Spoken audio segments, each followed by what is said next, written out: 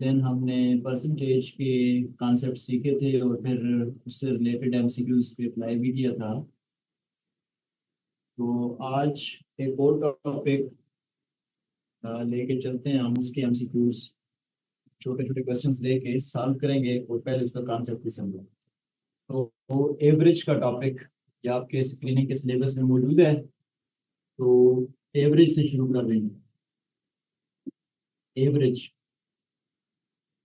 जिसका दूसरा नाम मीन भी है।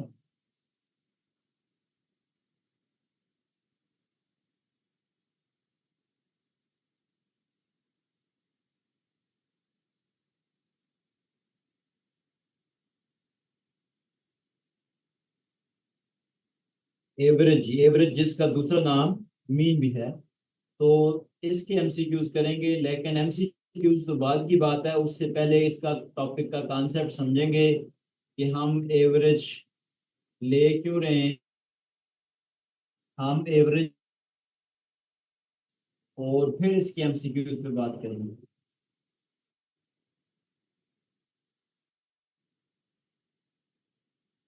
तो पहली बात है जी वाई एवरेज। एवरेज हम लेते ही थे, बड़ी कॉमन सी एग्जांपल दिया करता हूँ जो आप डेली लाइफ में कर चुके हैं, वहीं से हम आइडिया निकाल लेते हैं एवरेज का। एग्जांपल ये है कॉमन। आप जब स्कूल में होते थे, मैट्रिक में थे, तो आप प्रैक्टिकल्स करते थे और अपने एग्जामिनर को एक रीडिंग लेकर जाते थे चेक करवाने के लिए। तो एग्जामिनर एक रीडिंग चेक नहीं करता था, वो कहता था जाओ वापस 3 रीडिंग्स लेकर आओ, 3 रीडिंग्स लेकर आओ, आपको ये कहता हूँ।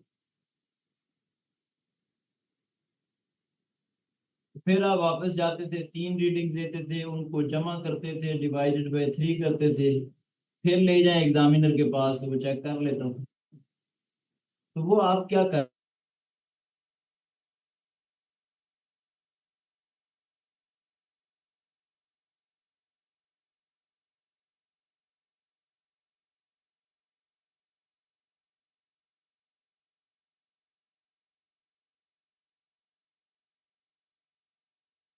एग्जामिनर आपसे 3 मरतबा सेम एक्सपेरिमेंट रिपीट करवाता था, असल में वो आपसे एरर रिड्यूस करवाना चाहता था। वरना उसको क्या जरूरत थी कि एक ही चीज को 3 दफा रिपीट करें।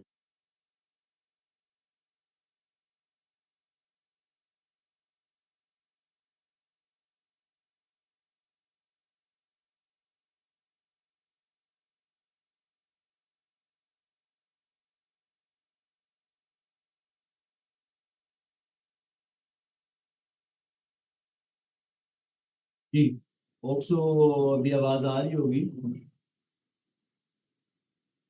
और वीडियो भी क्लियर है।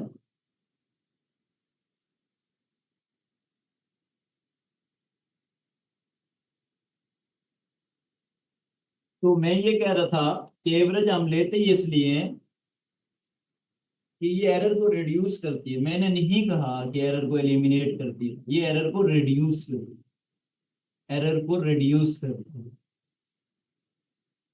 तो इट रिड्यूसेस द एरर और हमें एक्यूरेसी के करीब ले जाती है, इसलिए हम एवरेज लेते होते हैं।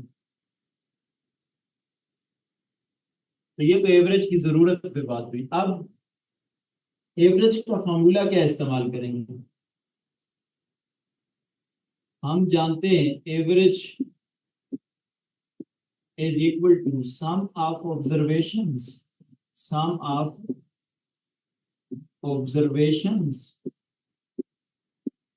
divided by total number of observations, total number of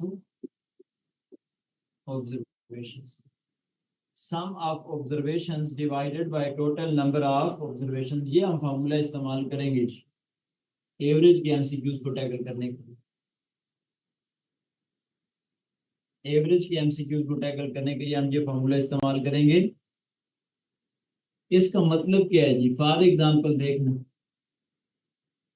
मैं आपको कहता हूं जी 12 और 14, ये दो नंबर हैं, इनकी एवरेज ले लो।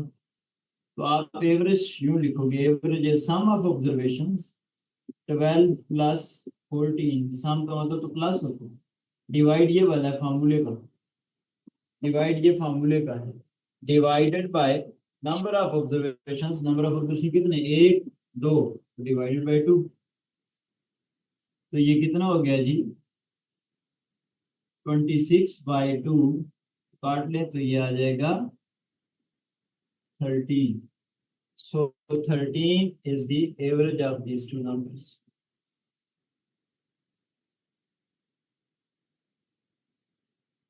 तो ये छोटी सी एग्जांपल इसलिए कराई है, ये कॉन्टेक्स्ट समझाने के लिए। हमें वर्ड प्रॉब्लम्स आएंगे, हमने वर्ड प्रॉब्लम्स के एमसीक्यूज करने, छोटे छोटे वर्ड प्रॉब्लम स्टेटमेंट्स लेंगे अभी यहाँ। ये तो सिर्फ मैंने ये कॉन्सेप्ट समझाने के लिए फॉर्मूले के अंदर जो सम ऑफ ऑब्जर्वेशन था divide by number of observation था, इसको समझाने के लिए बताया।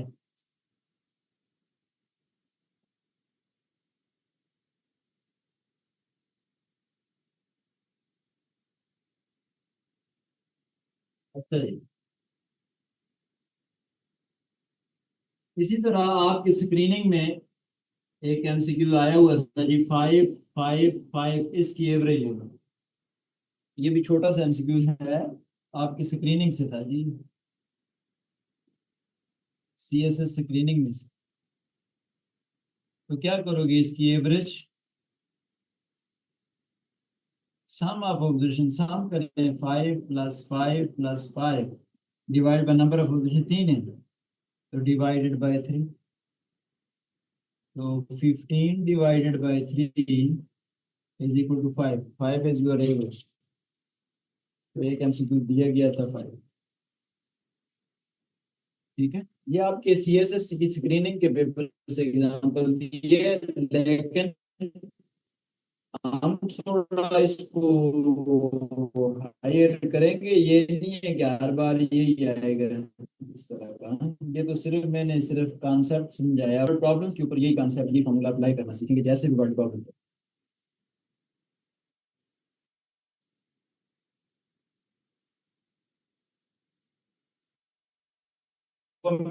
जैसे भी वर्ड प्रॉब्लम, वर्ड प्रॉब्लम्स के ऊपर हम जी एमसीक्यू नंबर 1, एग्जांपल नंबर 1 करें। ये मैंने अभी तक दो बातें आपको बताई हैं, एवरेज, एवरेज का दूसरा नाम, एवरेज का दूसरा नाम मीन भी होता है। फिर मैंने कहा जी, एवरेज के लिए एवरेज की जरूरत क्या थी, क्यों एवरेज पढ़ते हैं, तो मैंने डेली लाइफ की एग्जांपल दी है आपको। तो उस एग्जांपल के ऊपर समझाया कि एवरेज तो असल में एरर रिड्यूस करती है, वो जो एग्जामिनर वाली मिसाल दी है, observation divide by total number of observation, इसको यूज करना है आपने बार बार। ठीक है, मीन भी कहते हैं इसी को, अरिथमेटिक भी कहते हैं, मीन एवरेज। अब हम इसके एमसीक्यूज पे फोकस करते हैं, कॉन्सेप्ट समझा, अब इसको अप्लाई करते हैं ताकि कॉन्सेप्ट अप्लाई करना भी आ जाए हमें एवरेज। तो मैं इधर फार्मूला ऊपर सामने लिख देता हूँ ताकि बार बार मुझे लिखना ना पड़े, मैं इसको इस्तेमाल करता रहूँ। Average is equal to sum of observations, sum of observation divided by total number of observations, sum of observations divided by total number of observations। ये बार बार फॉर्मूला में यूज करूंगा। तो क्वेश्चन नंबर 1, एमसीक्यू नंबर 1, यानी ये बार बार मैं formula apply करवाऊंगा ताकि आपको याद हो।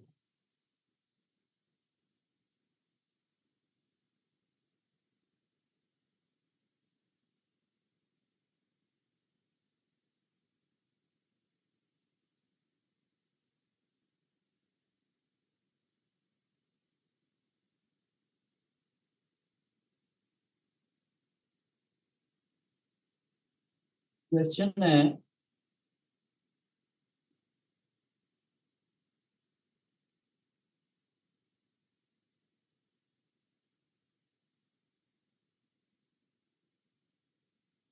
find the average of the following set of numbers.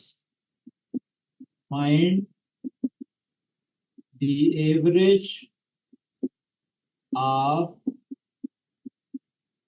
following set of numbers. Numbers आपको दिए गए 65, 85, 70, 90, 100 और ऑप्शंस भी दे दिए। ऑप्शन ए है 81, ऑप्शन बी है 82, ऑप्शन सी है 83, ऑप्शन डी है 84। तो कॉन्सेप्ट हमने सामने रखो वो यूज करेंगे। मैं फार्मूला बार बार इधर नहीं लिखूंगा क्योंकि बोर्ड अपनी जगह नहीं है, फार्मूला ये सामने है, इसी को यूज करूंगा। कहता find the average of the following numbers. आपको नंबर्स दे दिए गए 5, 1 2 3 4 5, इनकी एवरेज लेनी।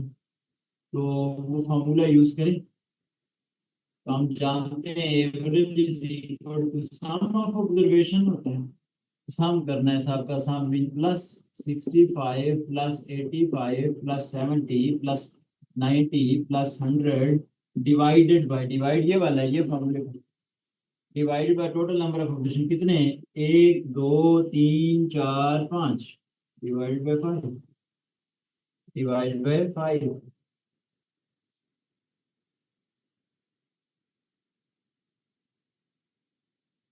तो ये सारे जमा कर लें बस, ऊपर इसके सारों को जमा करें।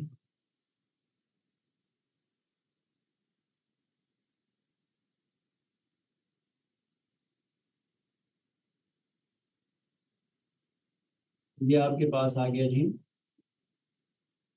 41 410 और डिवाइडेड बाय, डिवाइड ये वाला है 5 अपनी जगह मौजूद। तो अब इसको काट लें इसके साथ 8, इधर 1 बच गया 10 हो गई तो 2, 82 ऑप्शन आया हमारे पास। 82 ऑप्शन हमारे पास मौजूद है। Option number, option number B take कर लें दिस। यानी ये एवरेज का कॉन्सेप्ट हमने सामने रखे। उसने कहा था कुछ नंबर्स दिए गए थे, सेट ऑफ नंबर 5 नंबर्स दिए हुए थे, कहते इसकी एवरेज है। Average is sum of operation, सब का सम होता है, प्लस किया सबको, डिवाइड ये फार्मूले का ये वाला, divide by number of operation कितने 1 2 3 4 5 डिवाइड बाय 5। सबको समझ सम अप कर लिया तो क्या आ गया 4, 10 divide by 5 number of operation थी, कसरे काटी 2।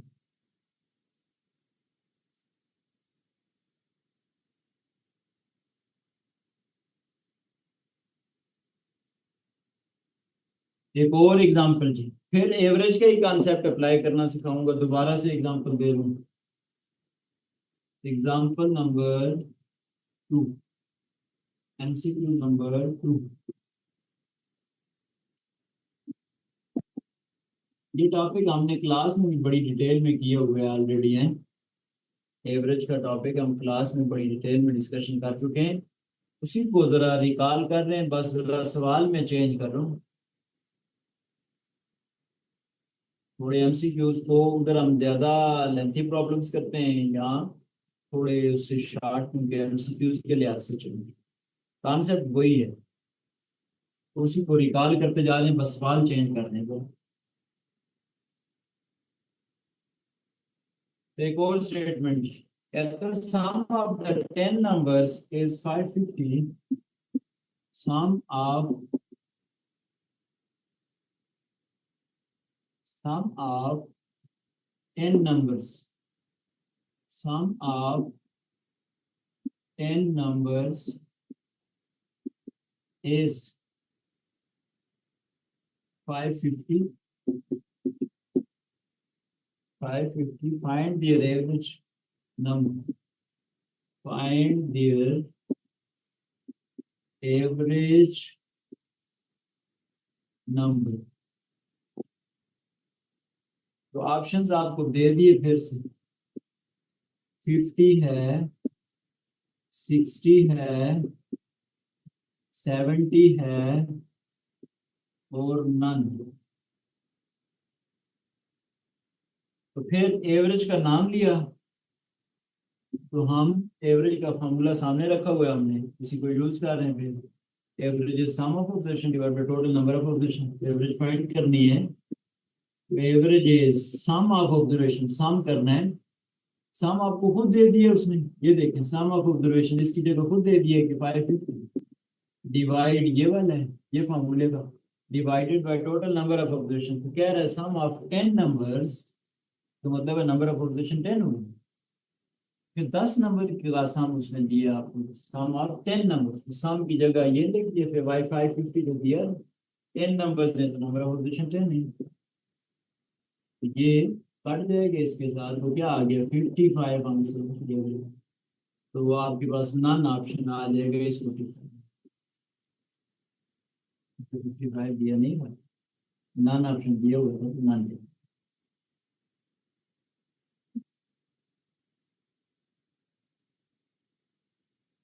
वन मोर एग्जांपल, ताकि हम एवरेज का कॉन्सेप्ट अंडरस्टैंड कर सकें। बार बार हम एवरेज की ही एग्जांपल्स लेते जा रहे हैं।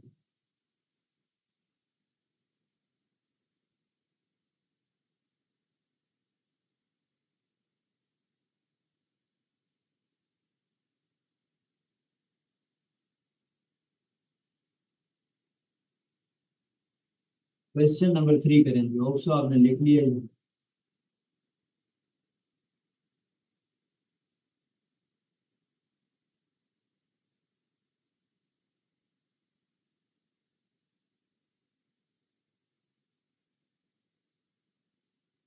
स्टेटमेंट है, what is the average of first 6 multiples of 4?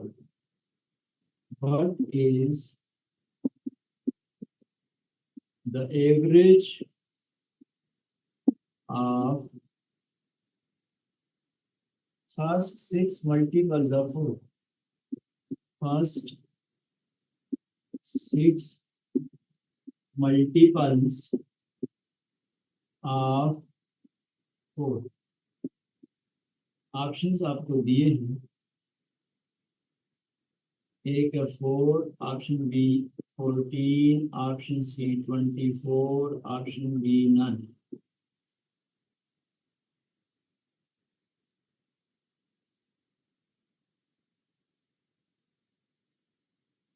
चलें, फिर एवरेज की बात की है। फिर उसने एवरेज की बात की है, तो हम जानते हैं एवरेज का फॉर्मूला सामने लिखा है ये। तो एवरेज इज, कहता है average of first 6 multiples of 4। 4 के पहले 6 मल्टीपल, 6 मल्टीपल्स, यानी 4 का टेबल पढ़ते जाना है। पहले 6 मल्टीपल, एक 4 खुद,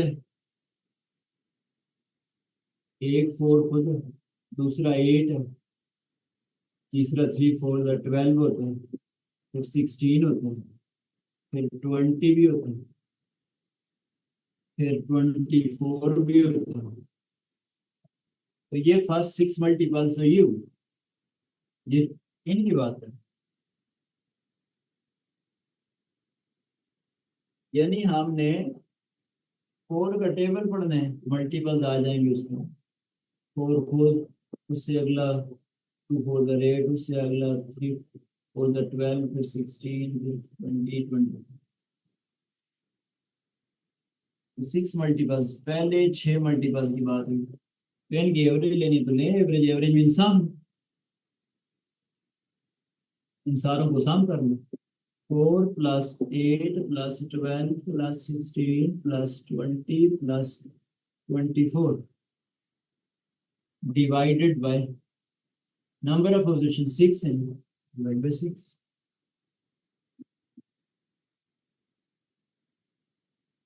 तो सारों को जमा कर लें जी। तो ये क्या बन जाएगा,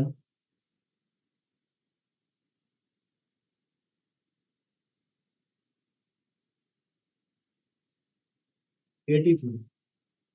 सारे जमा कर लिए तो 84 डिवाइडेड बाय 6। तो ये काटना है इसके साथ, क्या आ जाएगा 14।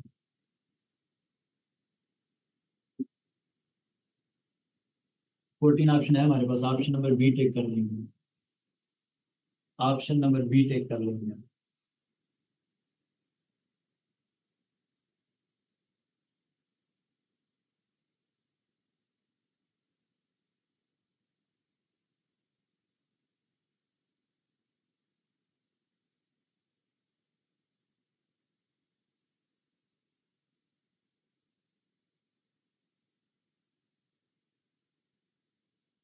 चलिए जी, नेक्स्ट एक और एग्जांपल लेते हैं।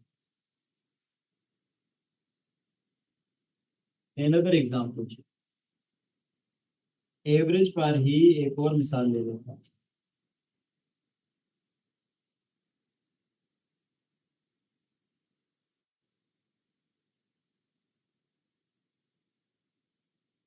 Question number 4।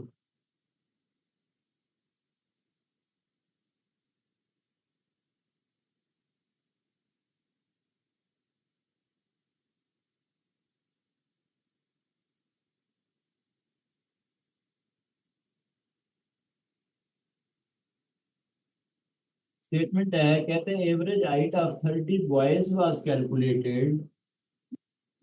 Average height of 30 boys was calculated, 30 boys was calculated to be 150 centimeter. It came to know later, it came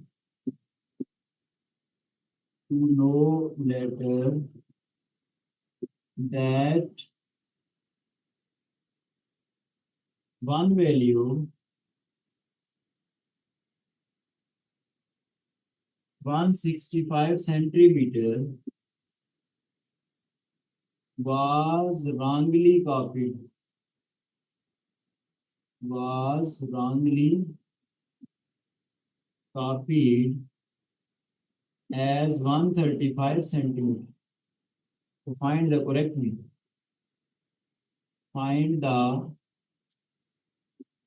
correct mean. Options आपको दिए,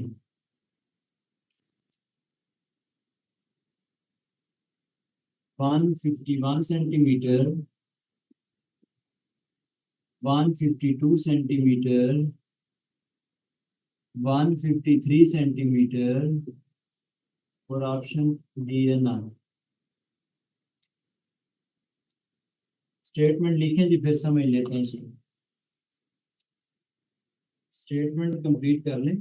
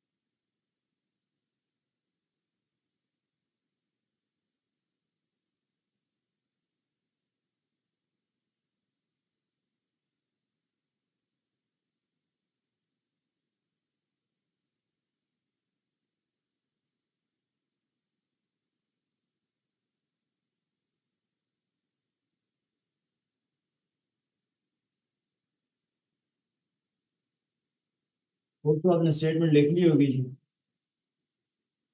तो अब इसको सॉल्व कर देते हैं। तो कॉन्सेप्ट एवरेज के ऊपर लिखा हुआ है हमने। तो कह रहा है जी 30 बॉयज हैं, उनकी हाइट की एवरेज हाइट कैलकुलेट की है 30 लड़कों की, एवरेज निकली है 150। तो एवरेज की जगह ये लिखो ना 150, वो जो ऊपर दिए डायरेक्ट सॉल्व कर रहा हूँ, is equal to sum of observation. वो तो हमें कुछ भी नहीं बताया इसने, as it is equal sum of observation as it is divided by number of observation 30, क्योंकि 30 लड़के हैं ना जिनकी हाइट में ये दी हुई, तो बीच में इक्वल हो तो क्रॉस मल्टीप्लाई करते होते हो ना। तो क्रॉस मल्टीप्लाई करो इसको इसके साथ, इसको इसके साथ, 150 के नीचे कुछ नहीं है, वन तो है ना। तो sum of observations is 150 multiplied by 30, तो क्या आ जाएगा 4500। तो सम ऑफ ऑब्जर्वेशंस ये आ रहा है। इसको इक्वेशन 1 मार्क कर दो। सिर्फ एवरेज का कॉन्सेप्ट अप्लाई किया। अब कहते हैं it came to know later, के बाद में पता चला that one value 165 centimetre was wrongly copy. कहते हैं एक वैल्यू 165 सेंटीमीटर गलती से लिखी गई, 135 लिखनी ये थी जिसको मैं टिक कर रहा हूँ, लिखी ये गई जिसको मैं क्रॉस कर रहा हूँ। कहते हैं ये गलती हो गई, ये गलती हो गई है, इस गलती को दूर करके करेक्ट मीन निकालो। इस गलती को दूर करके करेक्ट मीन निकालो, आपको वो ये कहना है। गलती को दूर करो और करेक्ट मीन निकालो।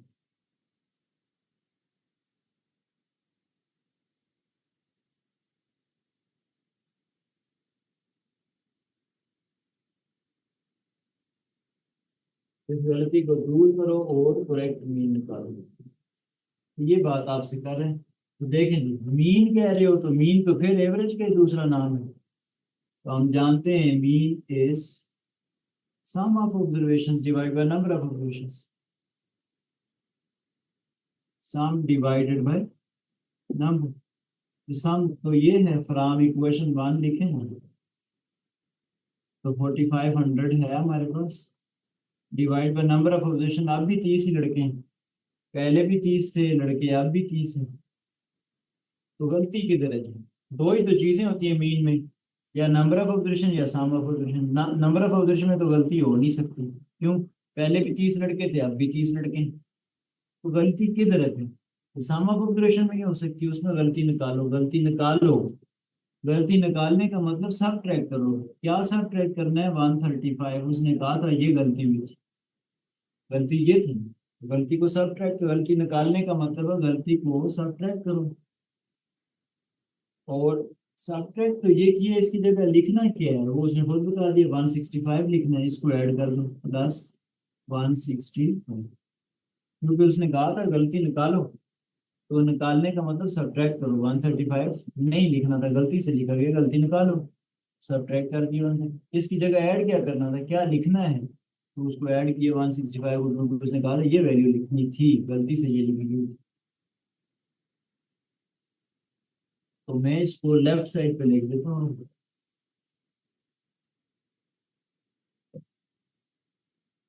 तो मीन इज इक्वल टू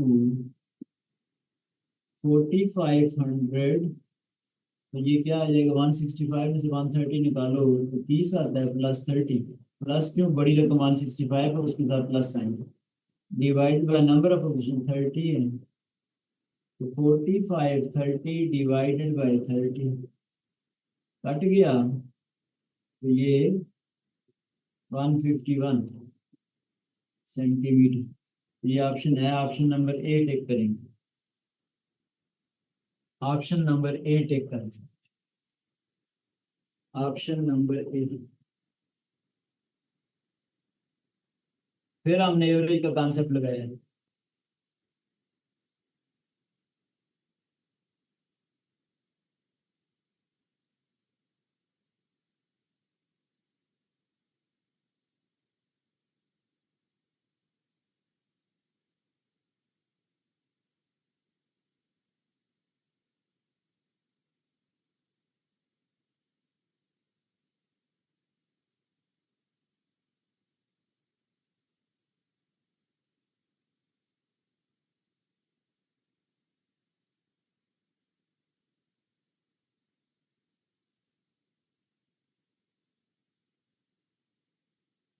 यहाँ तक कंप्लीट करें।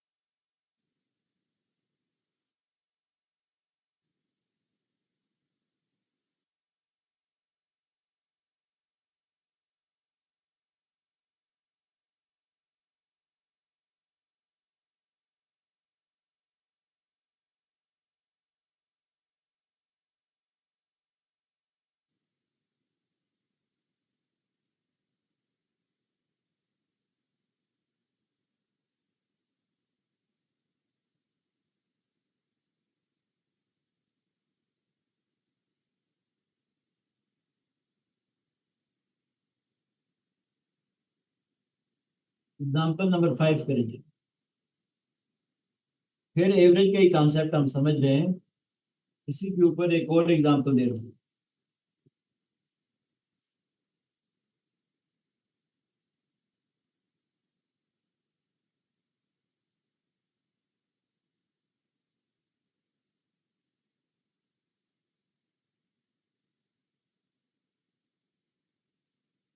क्वेश्चन नंबर 5 का स्टेटमेंट आपको दी गई, average of 7 consecutive numbers is 20। Average of 7 consecutive numbers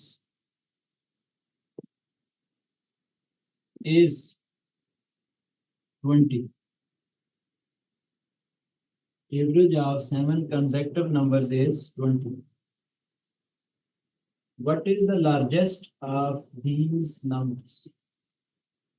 What is the largest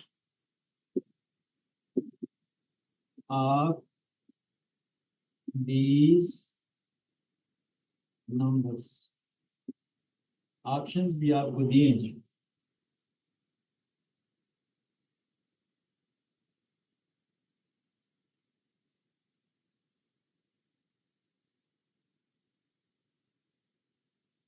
twenty, 21, 23, none. ये ऑप्शंस आपको दे दिए गए।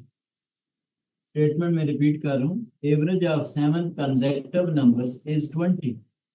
What is the largest of these numbers?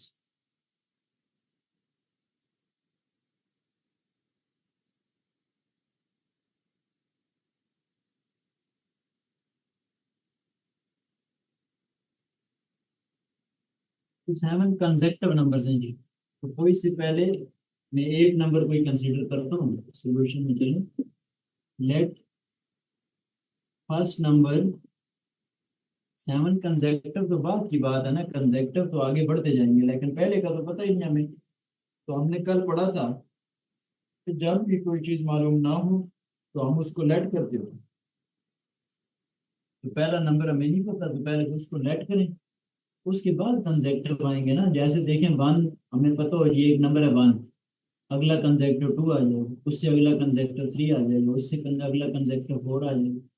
Consecutive तो आगे एक एक ऐड करते जब आते जाते हैं, लेकिन पहले नंबर का तो पता ही नहीं है। तो जब ना पता, तो हमने कल पढ़ा कि फर्स्ट नंबर उसको आप लेट करते हैं, तो फर्स्ट नंबर का नहीं पता, let first number be x.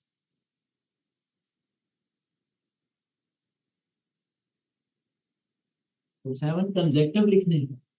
एक हो गया एक्स, दूसरा x+1। क्यों x+1 में? मसलन पहला अगर 1 है, दूसरा 2 होगा ना कंसेक्टिव, तो 1 + 1 करो तो 2 आएगा। नेक्स्ट, x + 2, तीसरा कंसेक्टिव। फिर मिसाल दे रहा हूँ कि अगर एक नंबर 1 हो, उससे अगला कंसेक्टिव 2 आएगा तो 1 + 1 करो तो 2 आएगा। उससे अगला 3 आएगा तो 1 + 2 करो तो 3 आएगा। इसी तरह x + 3, x + 4, x + 5, x + 6।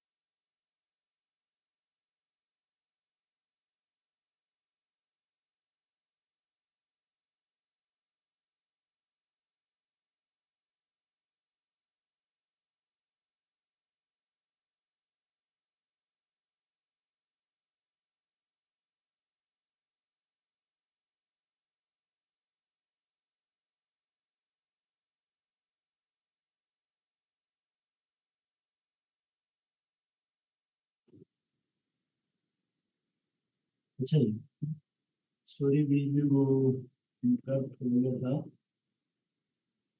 वापस हम उसी एमसीक्यू से चल रहे हैं। बोर्ड मैंने इरेज नहीं किया। आवाज आ रही सब लोगों को भी? तो क्वेश्चन नंबर 5, हम एवरेज के ऊपर वर्ड प्रॉब्लम्स लेके एवरेज का कॉन्सेप्ट समझ रहे थे। तो मैंने स्टेटमेंट लिखी, आपके सामने लिखा हुआ है, average of 7 consecutive numbers is 20, what is the largest of these numbers. तो मैं ये कह रहा था कि जब कोई कंजेक्टर, तो बाद की बात है, पहला नंबर हमें पता ही नहीं है, पहला पता हो तो कंजेक्टर, तो एक एक जमा करते जाओ तो कंजेक्टर आ जाता है हमारे पास। तो इसलिए हमने पहला नंबर जो हमें पता नहीं था उसको हमने लेट किया। जो हमने पहले लेक्चर में पढ़ा भी, जब भी मैथ में कोई चीज़ मालूम ना हो उसको हम पहले लेट करते हैं। ये सारे टॉपिक्स के लिए बताया था, किसी स्पेसिफिक टॉपिक के लिए नहीं बताया। तो let the first number be x, तो उससे अगला कंजेक्टिव x+1, उससे अगला x+2, चलते चलते x+6, 7 नंबर पूरे हो गए जी। 1 2 3 4 5 6 7, 7 नंबर्स पूरे हो गए। तो अब इन 7 कंजेक्टिव नंबर्स की एवरेज कहते हैं। इनमें से लार्जेस्ट कौन सा है पहले ये बताना। एवरेज जब आपको दे दी गई है तो फॉर्मूला यही एवरेज का यूज करो, एवरेज की जगह 20 लिखो, is equal to sum of observation होता है तो इस सारे नंबर्स का सम करो। x+x+1 plus x+2 plus x+3 plus x+4, ऐसे ही सम करते जा रहे हैं।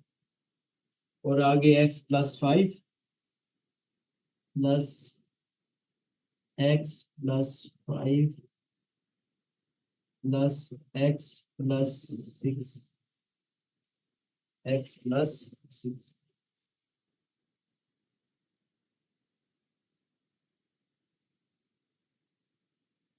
तो divided by number of observations होता है।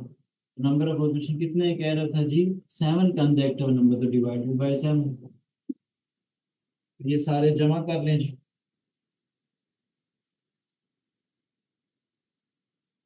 तो सारे एक्स जमा कर लें।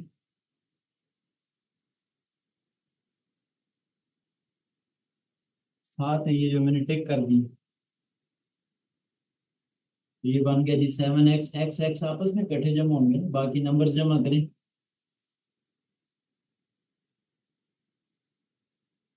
तो ये 21 है नंबर्स, +21। तो डिवाइडेड बाय 7 अपनी जगह मौजूद है, और राइट लेफ्ट साइड वाला 20 अपनी जगह मौजूद है।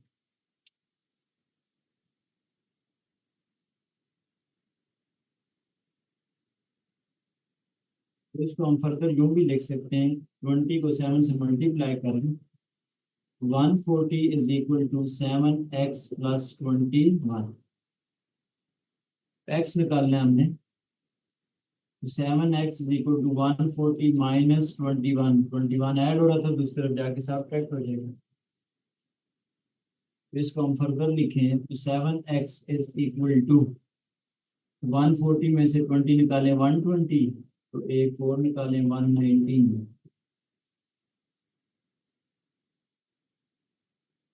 तो मैं इसको इस तरफ लिख देता हूँ। तो x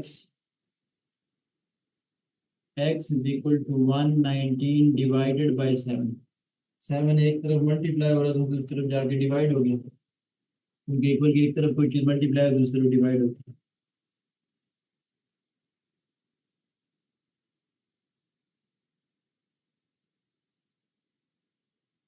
ये बांट लें इसके साथ 7। तो x इज इक्वल टू 17, ये x आया, यानी पहला नंबर आ गया x, जिसको हमने लेट किया। अब हमें कहते हैं व्हाट इज द लार्जेस्ट, इनमें से लार्जेस्ट कौन सा, लार्जेस्ट कौन सा था, 7वां नंबर। ये 7 नंबर थे ना टोटल, 7 कंसेक्टिव नंबर थे, 7वां लार्जेस्ट है। 7वां क्या है, x+6 है। सो लार्जेस्ट इज, बाकी रेस कर रहा हूँ इधर से। So largest number is x+7। x क्या है, 17 प्लस, सॉरी 7 नहीं 6, x+6।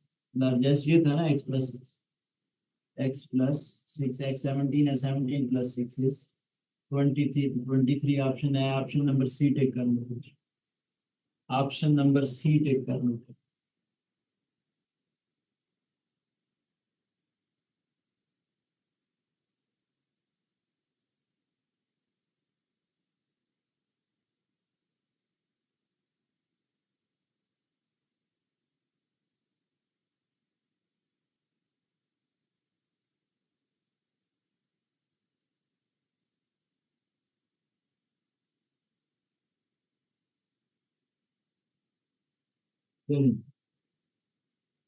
देखिए हम बात कर रहे थे एवरेज की, एवरेज से रिलेटेड एमसीक्यू जब आपको आए तो आपको अच्छी खासी मैंने प्रैक्टिस करवा दी है इस टॉपिक के ऊपर। अब आपसे एवरेज के क्वेश्चंस हो जाने चाहिए। बार बार हमने एवरेज का कॉन्सेप्ट यूज किया, तो ये भी करेंगे। इसके अलावा जो हमने क्लास में पढ़ा होता है एवरेज के लिए पूरा लेक्चर दिए हुए एवरेज सब्जेक्टिव के लिए भी, तो ये करने के बाद उसको भी पढ़ लेंगे तो इसके प्रॉब्लम्स भी सॉल्व करेंगे। नेक्स्ट लिखें जी ज्योमेट्री। ज्योमेट्री, बेसिक ज्योमेट्री के कॉन्सेप्ट्स, उन पे हम बात करेंगे। तो ये भी एक बड़ा एरिया है आपके सिलेबस में दिया गया है, एमपीटी के सिलेबस में ज्योमेट्री भी मौजूद है, बेसिक ज्योमेट्री के कॉन्सेप्ट्स और एमसीक्यूज आए हुए भी हैं पास्ट पेपर्स अगर आपने देखे हो सके।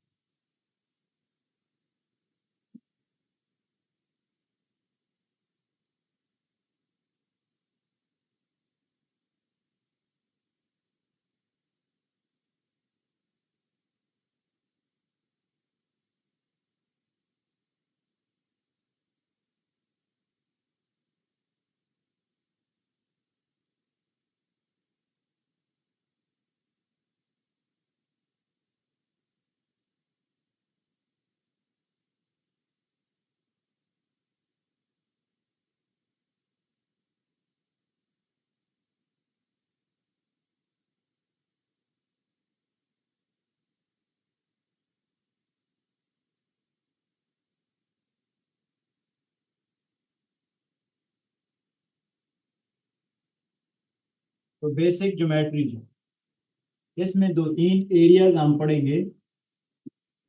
बेसिक ज्योमेट्री,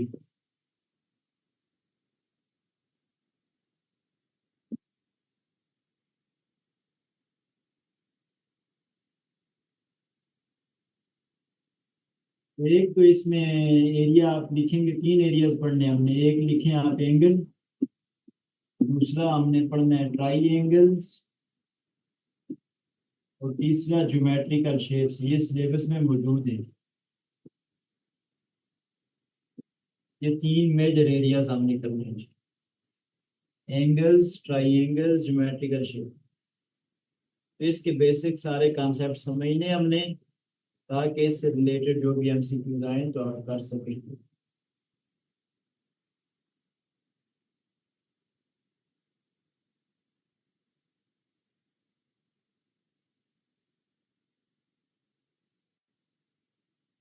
तो एंगल से शुरू कर रहे हैं।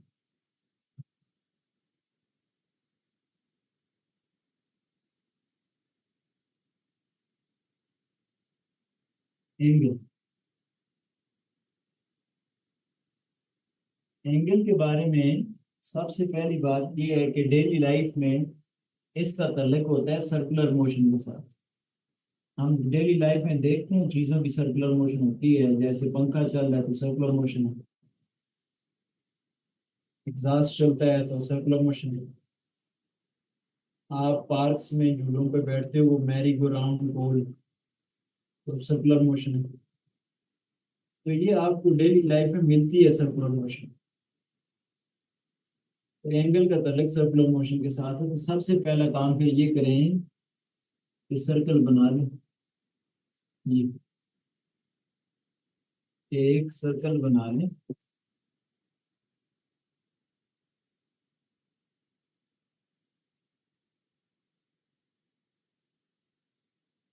और सर्कल का तो सेंटर होता है, उसका सेंटर मार्क कर लें, वो मार्क करते हैं। इधर कोई पॉइंट ए मार्क करें, इधर एक पॉइंट बी मार्क करें।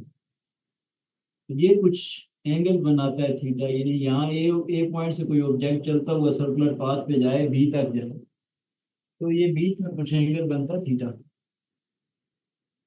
इसी तरह मजीद चलाएं, इसको और टाइम दे दें इस ऑब्जेक्ट को, तो थोड़ा और चलेगा, ये इतना हो जाएगा एंगल। अब देखें, जो जो सर्कुलर पाथ के ऊपर ऑब्जेक्ट को आप चलाते जा रहे हो, उतना ही एंगल भी बढ़ता जा रहा है।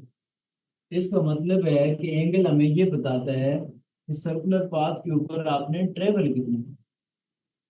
एंगल बेसिकली हमें बताता है सर्कुलर पाथ के ऊपर आपने ट्रेवल कितना। ये angle tells us about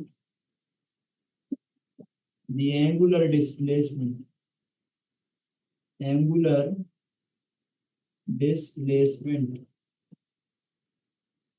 about the angular displacement of an object moving on the circular path.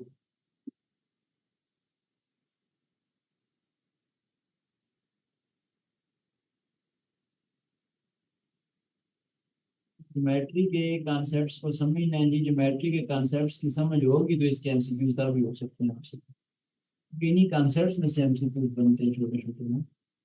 इसलिए मैं मेरे लिए तीनों एरियाज के कॉन्सेप्ट्स को समझना, इसी में से एमसीक्यूज बनते हैं। मेरे पास पेपर से भी साथ साथ मिसालें दूंगा स्क्रीनिंग के पर्पज से।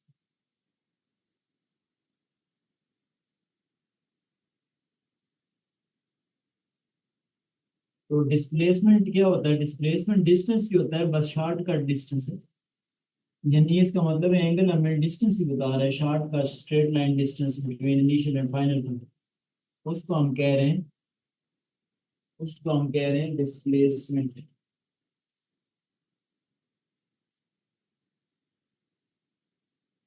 अब एंगुलर डिस्प्लेसमेंट तो बताता है, तो इसके यूनिट्स क्या हैं? इससे हम मेजर करेंगे डिस्प्लेसमेंट, तो यूनिट्स इसके लिख लेंगे। यूनिट्स इसके तीन तरह के हैं, डिग्री, रिवॉल्यूशन और रेडियन।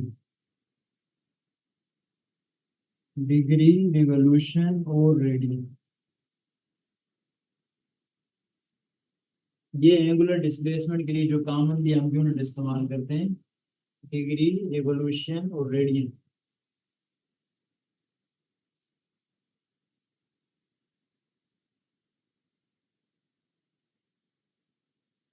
इसमें से ये पूछा था जी, एंगुलर डिस्प्लेसमेंट का यूनिट क्या है?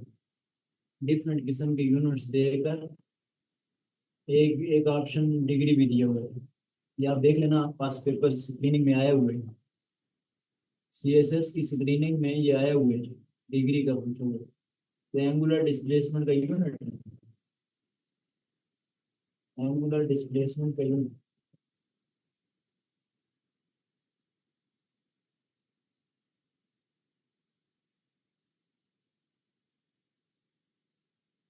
तो तीनों में फर्क क्या है जी? डिग्री जो है ये स्मॉलर सिस्टम्स के लिए इस्तेमाल करते हैं, देख लें तीनों में फर्क। डिग्री नॉर्मली स्मॉलर सिस्टम्स के लिए इस्तेमाल करते हैं, रेवोल्यूशन लार्जर सिस्टम्स के लिए इस्तेमाल करते हैं। रेवोल्यूशन लार्जर सिस्टम्स के लिए इस्तेमाल करते हैं।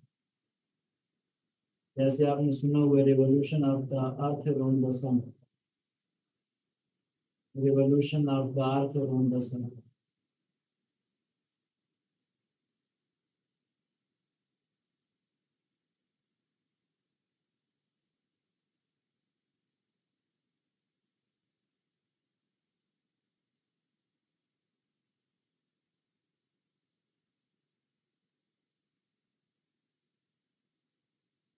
और रेडियन जो है ना, ये एसआई यूनिट है, सिस्टम इंटरनेशनल। एसआई यूनिट या system international.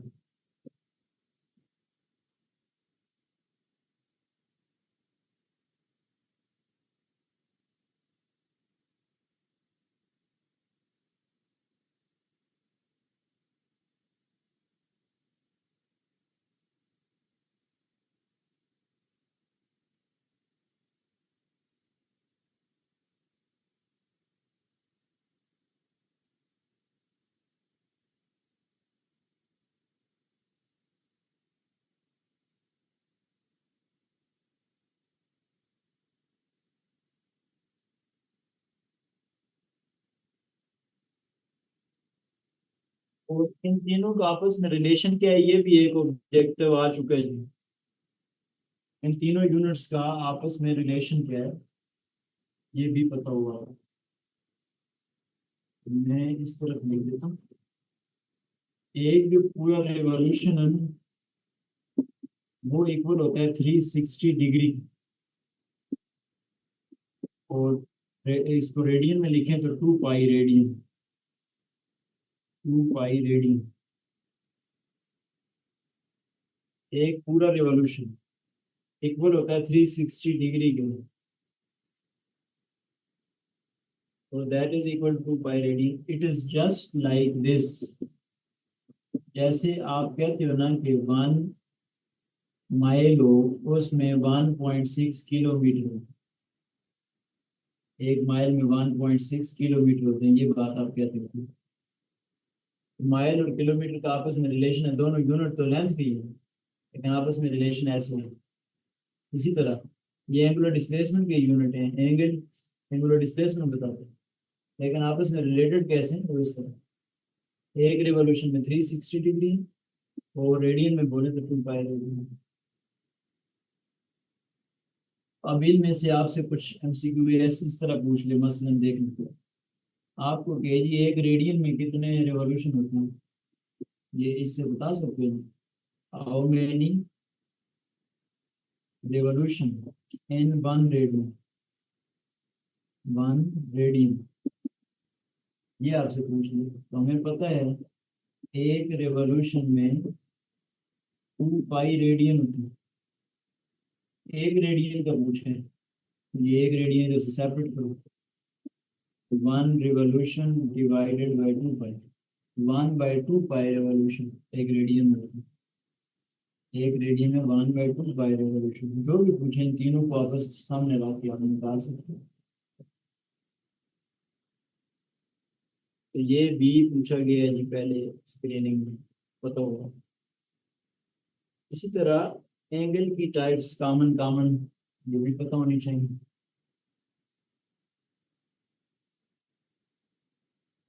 Types of angle, types of angle लिखें। तो एंगल की टाइप्स में सबसे पहले आप लिखें राइट एंगल। एंगल की टाइप्स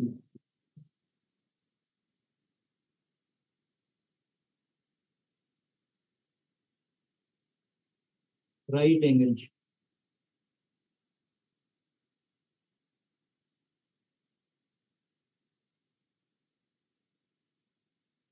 राइट एंगल क्या है? It is the angle of 90 degree. लेकिन right angle is the angle of 90 degree.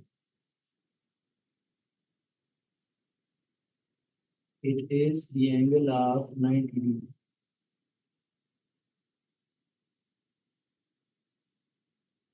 अब 90 डिग्री का एंगल बड़ा कैसा होता है, मैं इधर लिख दूँ।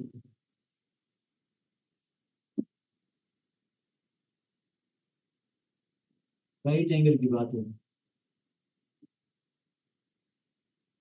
ऐसे ये एक हॉरिजॉन्टल लाइन एक वर्टिकल, इनके दरमियान एंगल 90 डिग्री,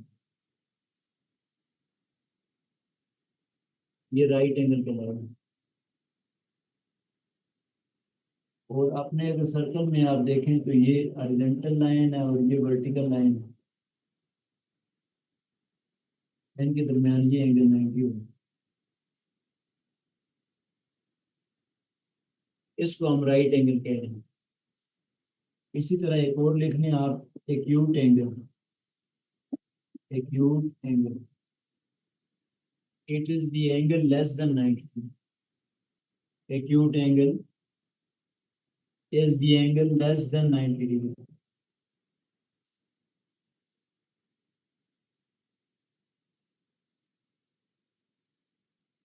90 से कम हो, मसलन 45 90 से कम है तो उसको हम एक्यूट एंगल बोलेंगे। 70 90 से कम है, मैं बोलूँगा ये एक्यूट एंगल। 85 90 से कम है तो ये एक्यूट एंगल बोलेंगे। इसी तरह एक और लिखें, obtuse angle.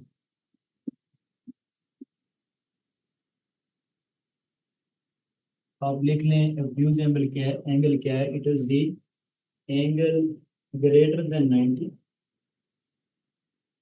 But less than 180,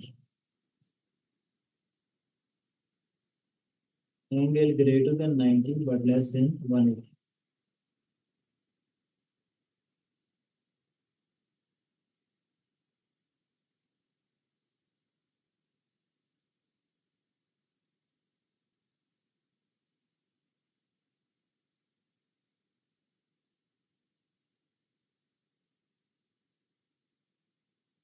angle greater than 90 but less than 180, उसको हम ऑब्ट्यूज एंगल कहते हैं। ये ऐसी बात है, देखो यहाँ से हम चले थे, ये जीरो है, ये इधर 90 हुआ था, 90 में और जम जमा करें 90 तो 180, ये और 90 जमा करें तो 270, और 90 जमा करें तो वापस पूरे सर्कल में 360। तो ये आप जब यहाँ से यहाँ पे आए, ये यानी ऐसे चलते हुए आ रहे हैं 90 से ऊपर 180 से कम, ये जो डी पॉइंट कह रहे हैं, डी पॉइंट जो है ना, ये आपका obtuse angle, obtuse angle.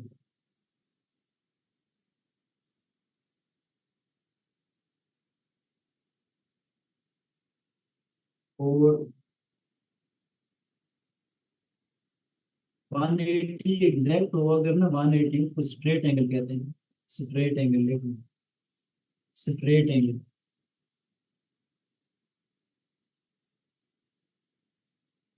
when angle is exactly 180, when angle is exactly 180,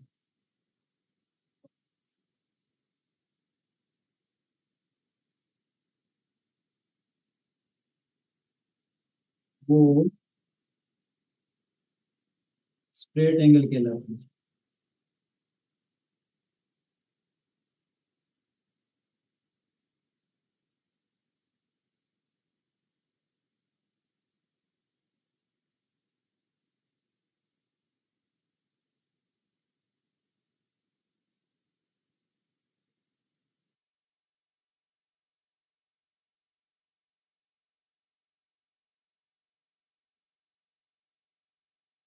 इसी तरह एक और लिख लें, fifth one,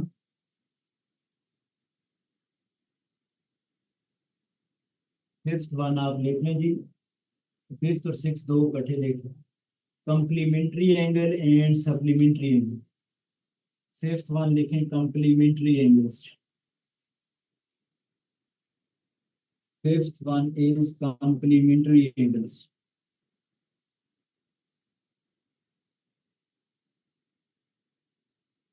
Complementary angles. When sum of the two angles is 90 degree, such angles are called complementary angles. When sum of the two angles is 90 degree, such two angles are called complementary.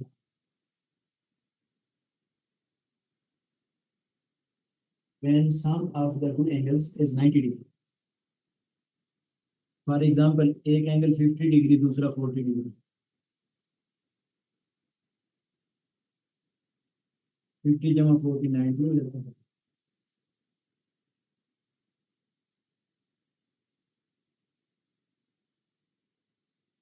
एक angle 50 degree, दूसरा 40 degree, 50 plus 40,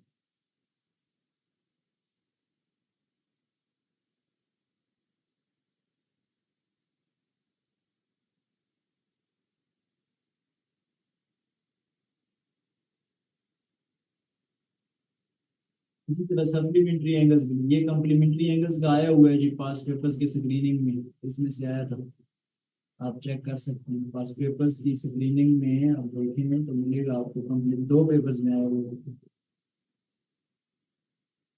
supplementary angles भी लिखते हैं, six number, six number supplementary angles भी, supplementary angles.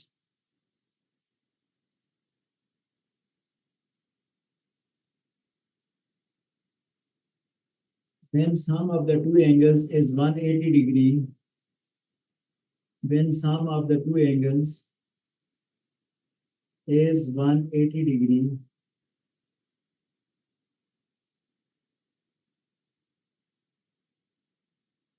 when sum of the two angles is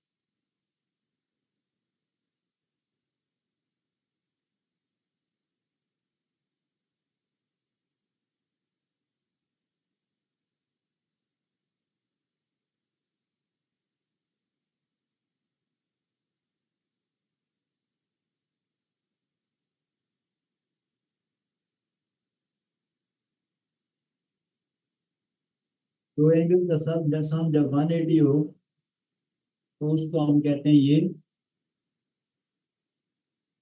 supplementary angle. For example लिखो, theta one is equal to 150 degree, theta 1 is equal to 150 degree, theta 2 is equal to 30 degree। 150 plus 30 180 हो जाएगा। तो such two angles are called supplementary angles, such two angles are called supplementary।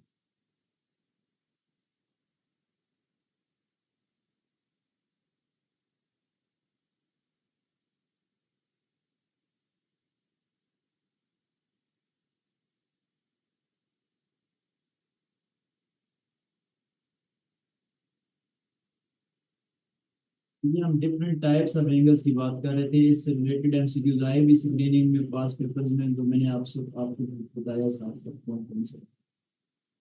इसी तरह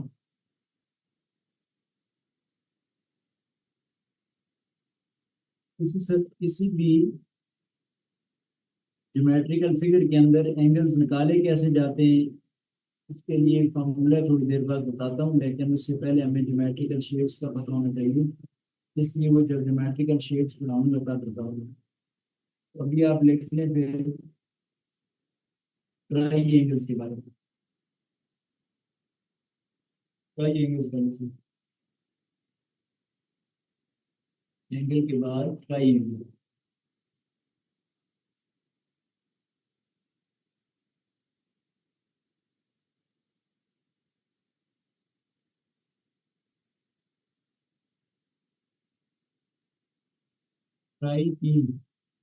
try angle तीन angle.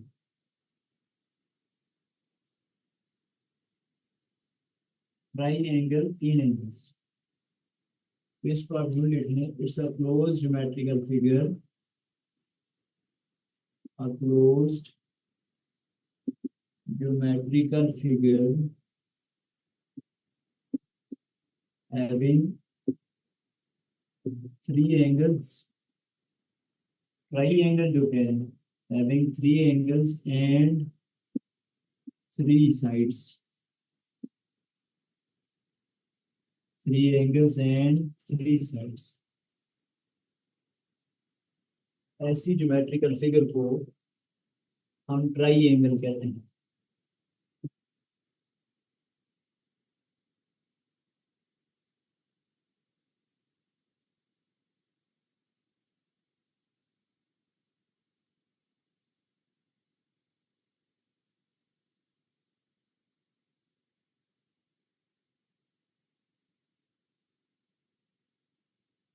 मसलन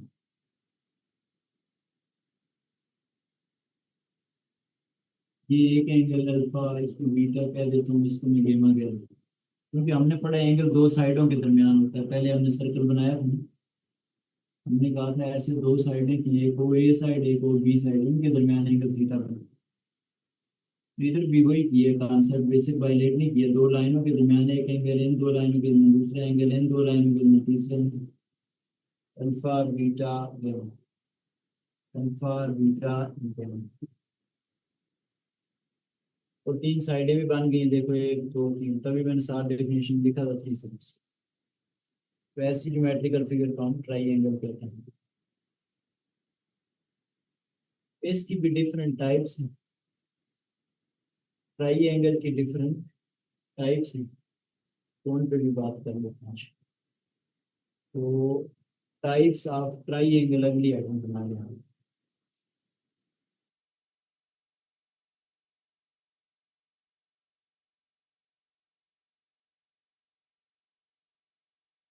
types of crime.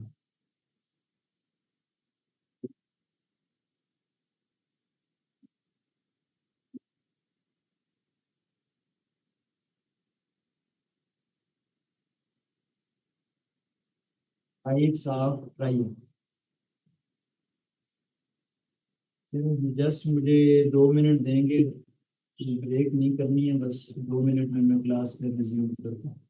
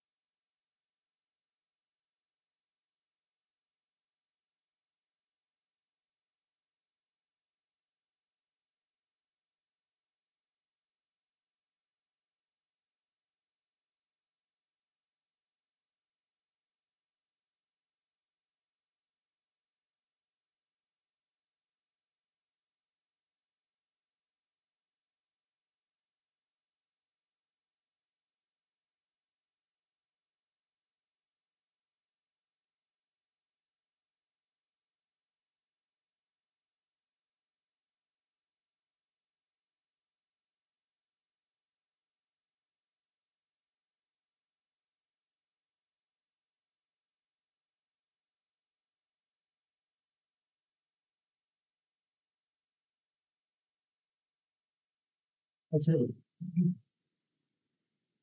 तो resume करते हैं हम वहीं से। ये टाइप्स ऑफ ट्राइंगल्स, ये हमने हेडिंग दी। तो इसमें पहली आप हेडिंग लिख लें, right triangle.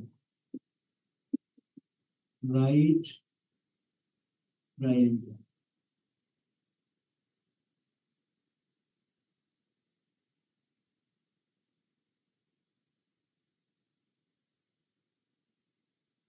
right triangle, a triangle a triangle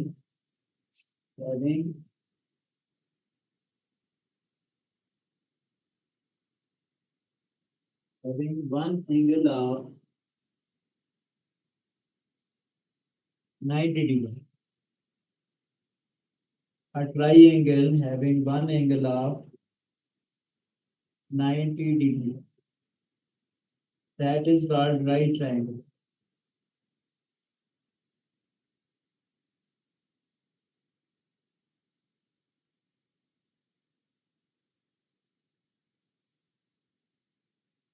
अगर इसकी हम ज्योमेट्री ड्रा करें तो इस तरह से, लाइक दिस। एक एंगल 90 डिग्री का, इधर कोई एंगल थीटा कह लें, ए बी सी, इसको कुछ नाम दे दें।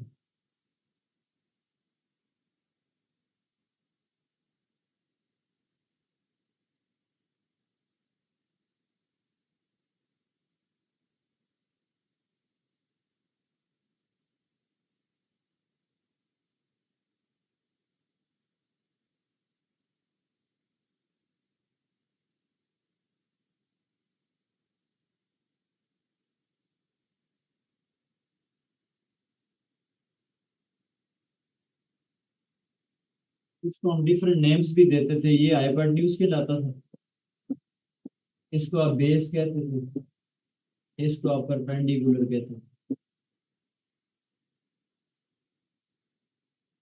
ये राइट ट्रायंगल की तीन साइडों के नाम थे, हाइपोटेन्यूज, बेस और परपेंडिकुलर।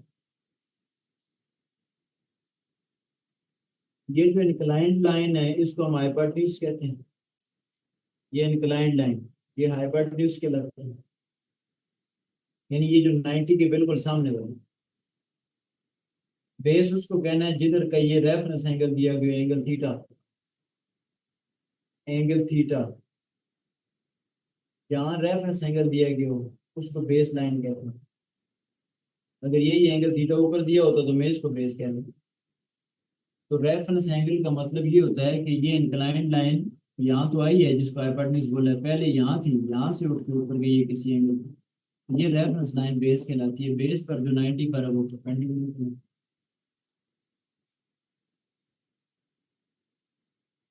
इसके बारे में एक इम्पॉर्टेंट चीज, इसका एरिया आपको पता हो, एरिया ऑफ राइट ट्रायंगल आता है अक्सर पेपर में, आ चुका है पहले। इसका एरिया, तो एरिया ऑफ राइट ट्रायंगल लिखें।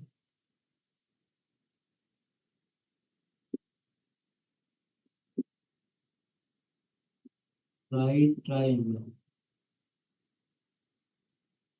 वो होता है 1/2 बेस इंटू आल्टीट्यूड। लिखे मैं समझा भी दूँ। Area of right triangle is 1/2 base into altitude.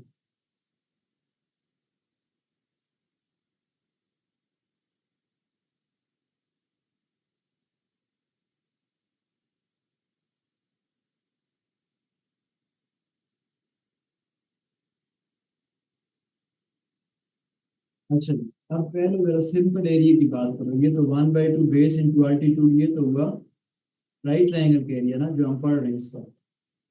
पहले सिर्फ एरिया की अगर बात करें तो एरिया मैथ में क्या होता है, वो तो होता है लेंथ इंटू विड्थ। वैसे जनरल एरिया आपसे कोई पूछे ना, एरिया मैथ में होता है दो लेंथ्स का प्रोडक्ट है। जैसे आपके कमरे का फर्श, उसके एरिया लेंथ है और विड्थ है, दोनों को मल्टीप्लाई करें तो वो एरिया आएगा। आप जिस पेज पर लिख रहे हैं उस पेज की लेंथ है और विड्थ है, दोनों को जमा करें, मल्टीप्लाई करें दोनों को, दोनों को मल्टीप्लाई करें, लेंथ और विड्थ को, तो एरिया है। दो लेंथ का प्रोडक्ट हमेशा एरिया होता है। तीन लेंथ का प्रोडक्ट करें तो वॉल्यूम, तीन लेंथ का प्रोडक्ट करें तो वॉल्यूम। जैसे कमरे के अंदर जहाँ आप बैठे हैं उसके अगर लेंथ विड्थ और हाइट तीनों को मल्टीप्लाई करें तो वो उसका वॉल्यूम है। तीन लेंस को अगर हम मल्टीप्लाई करें तो वॉल्यूम है, दो लेंस को मल्टीप्लाई करें तो एरिया। अब ये तो जनरल एरिया बताया था, इधर राइट ट्रायंगल के एरिया के साथ 1/2 आ गया। 1/2 क्यों आया, मैं इधर ऊपर बता देता हूँ। इसी चीज को मैं इधर ऊपर बताऊँ। फॉर एग्जाम्पल ये कोई बॉक्स है ना, इस तरह का ये एक बॉक्स है। इसका एरिया निकालना हो तो लेंथ इंटू विड्थ करना पड़ेगा। ये इसका एरिया है। लेकिन इस बॉक्स को मैं अगर यूं काटूं ऐसे, तो ये राइट ट्रायंगल, इसको आधा किया है मैंने तो राइट ट्रायंगल नहीं मान गई। देखो इस जैसे शेप, यहाँ हाथ रखो नीचे राइट ट्रायंगल है, इधर हाथ रखो तो ऊपर राइट ट्रायंगल। तो हाफ किया तो राइट ट्रायंगल बनी। हाफ का मतलब तो डिवाइडेड बाई 2 होता है। हाफ किया तो राइट ट्रायंगल बनी है ना, हाफ का मतलब डिवाइडेड बाई 2। ये 1/2 बाहर लिख लो, लेंथ इंटू विड्थ कर लो। Area is equal to 1/2। Length की जगह बेस लिख लो, विड्थ की जगह अल्टीट्यूड कर लो। बेस भी एक लेंथ है ना, अल्टीट्यूड बुलंदी, हाइट ये भी एक लेंथ है। तो दो लेंथ का प्रोडक्ट साथ 1/2 का फैक्टर इस वजह से आता है।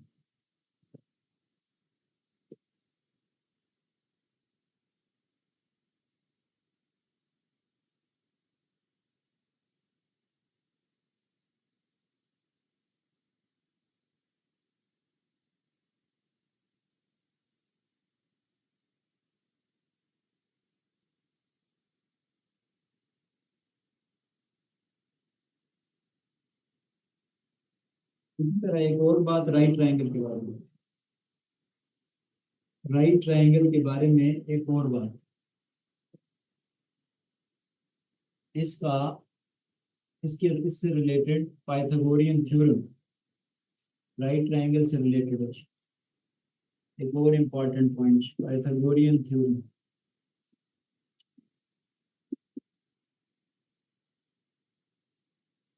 राइट ट्रायंगल के साथ रिलेटेड है। वो क्या होता था, हाइपोटेन्यूज का स्क्वायर इक्वल होता है बेस का स्क्वायर प्लस परपेंडिकुलर का स्क्वायर। ये स्टेटमेंट होती थी। हाइपोटेन्यूज बेस परपेंडिकुलर क्या है, राइट ट्रायंगल की साइडों के नाम है। राइट ट्रायंगल की साइडों के नाम है वो।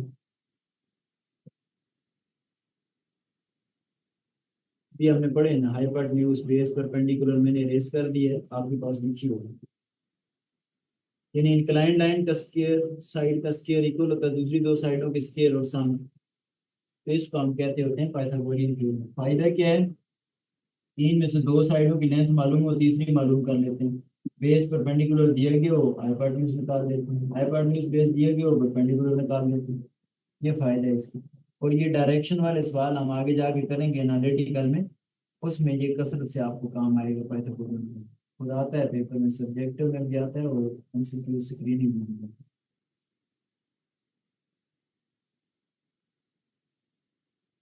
ठीक हो गया जी।